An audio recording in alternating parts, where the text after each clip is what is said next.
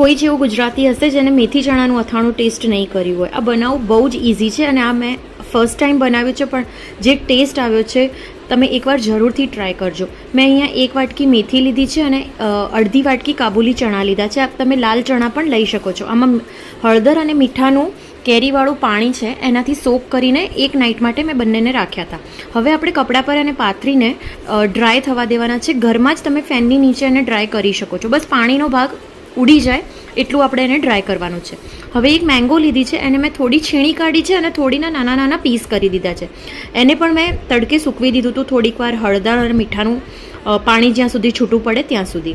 હવે મેથી, ચણા, કેરી, મેથીનો મસાલો જે અચાર મસાલો બજારમાં રેડી મળે છે એ મેં યુઝ કર્યો છે.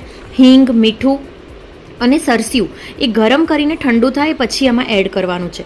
બસ હવે આને મિક્સ કરીને તમે 3 થી 4 દિવસ માટે રોજ એને હલાવતા રહો અને મિક્સ કરતા રહો અને 5મા દિવસે તમારું પિકલ રેડી થઈ જશે. એકવાર જરૂર ટ્રાય કરજો. રોટલી, ભાખરી, ખીચડી બધાની સાથે બહુ જ સરસ ટેસ્ટ આવે છે અને એકવાર આ જો બનાવશો ને તો હર સિઝનમાં તમારા ઘરે આની ડિમાન્ડ આવશે.